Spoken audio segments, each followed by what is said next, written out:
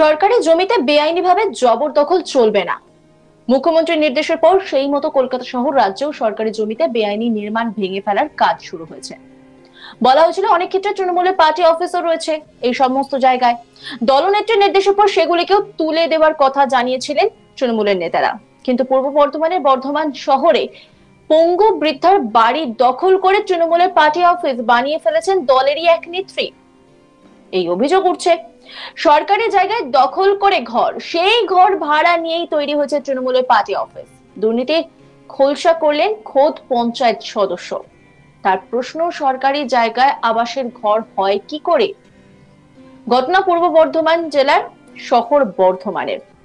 এখানেই বর্ধমান ২ নম্বর ব্লকের বৈকুণ্ঠপুর ২ নম্বর গ্রাম পঞ্চায়েতের সদস্য মিতা দাসের বিরুদ্ধে প্রথম অভিযোগ ওঠে। এক অসুস্থ বৃদ্ধ বিধবা মহিলার ইন্দিরা আবাস যোজনার বাড়ি দখল করে তৃণমূলের পার্টি অফিস করা হয়েছে বলে অভিযোগ সামনে আসে। আর সেখান থেকে সামনে আসে পঞ্চায়েত ও পঞ্চায়েত সদস্যদের দুর্নীতির কথা। জানা যায় বর্ধমান ২ ব্লকের বৈকুণ্ঠপুর গ্রাম পঞ্চায়েত হেচারি রোড এলাকায় প্রায় ৭০ ঊর্ধ্ব অসুস্থ বৃদ্ধা পুষ্প চক্রবর্তীর ইন্দিরা আবাস যোজনার বাড়ি দখল করে তৃণমূলের পার্টি অফিস করা হয়েছে। অভিযোগ, পার্টি অফিস করেছেন পঞ্চায়েত সদস্যা মিতা দাস। অভিযোগ যে ঘরটি ভাড়া নেওয়া হলেও বর্তমানে আর কোনো ভাড়া দিচ্ছেন না মিতা দাস, বরং জবরদখল করে রেখে দিয়েছেন ওই অসহায় বৃদ্ধার ঘরটি। যদিও এই অভিযোগ অস্বীকার করেন পঞ্চায়েত সদস্য মিতা দাস। তার দাবি, তিনি প্রতি মাসে ভাড়া দিয়ে চলেছেন।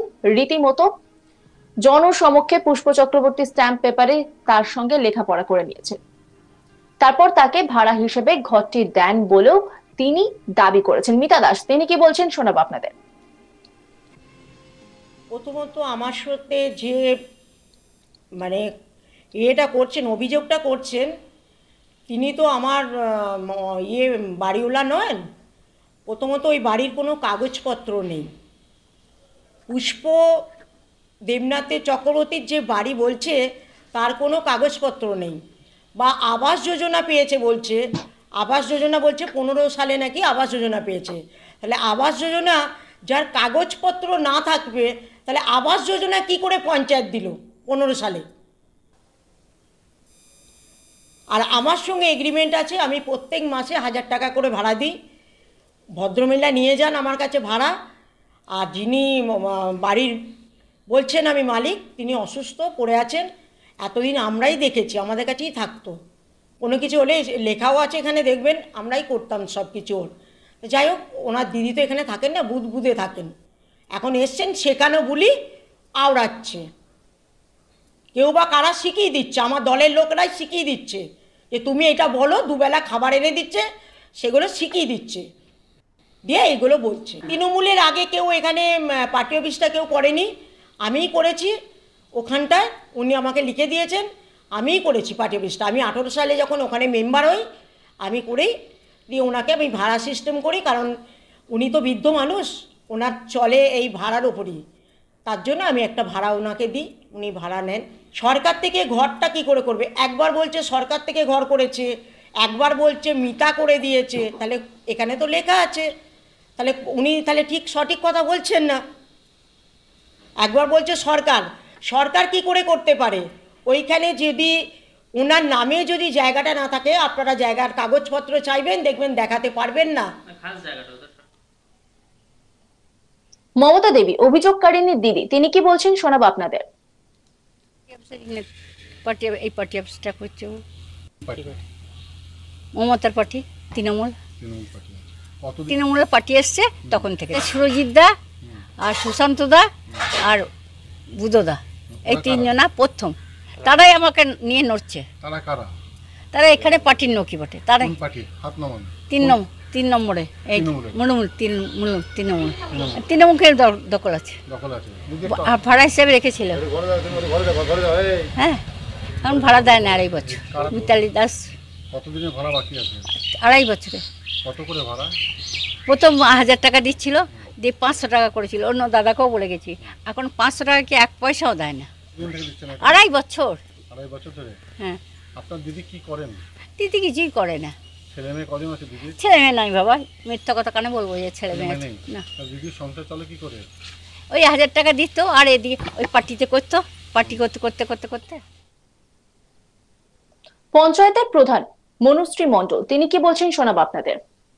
উনি আমাদের কাছে একটা লিখিত দেন গত শুক্রবার, তা ওনার অ্যাপ্লিকেশনের পরিপ্রেক্ষিতে আমি যা বুঝেছি ওটা একটা ইন্দিরা আবাস যোজনার বাড়ি, ওটা নাকি দীর্ঘদিন একটা পার্টি অফিস। এবার ওনারা ওই পুষ্প চক্রবর্তী ওনারা এখন এখানে স্থায়ীভাবে বসবাস করবেন বলে আমার কাছে একটা লিখিত দিয়েছেন। আমি এটা ঊর্ধ্বতন কর্তৃপক্ষের কাছে পাঠিয়েছি, ওনারা প্রশাসনিকভাবে যেটা করবার ওনারা করবেন,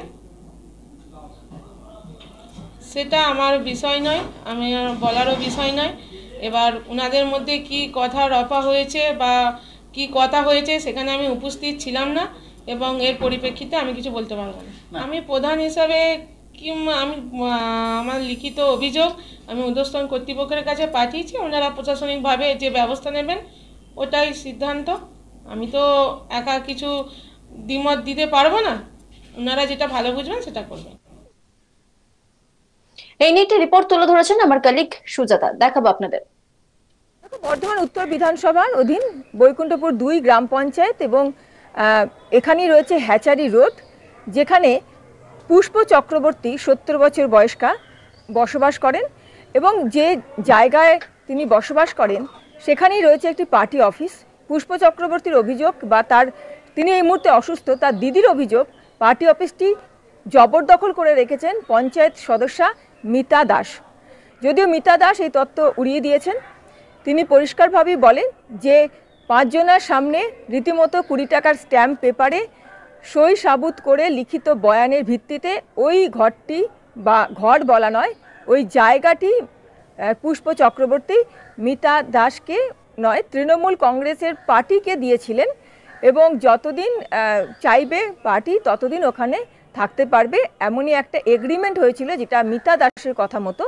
সেই মতোই মিতা দাস পুষ্প চক্রবর্তীর জায়গায়, মানে যে জায়গাটা পুষ্প চক্রবর্তী দাবি করছেন সেই জায়গার ওপর একটি পার্টি অফিস বানিয়েছেন।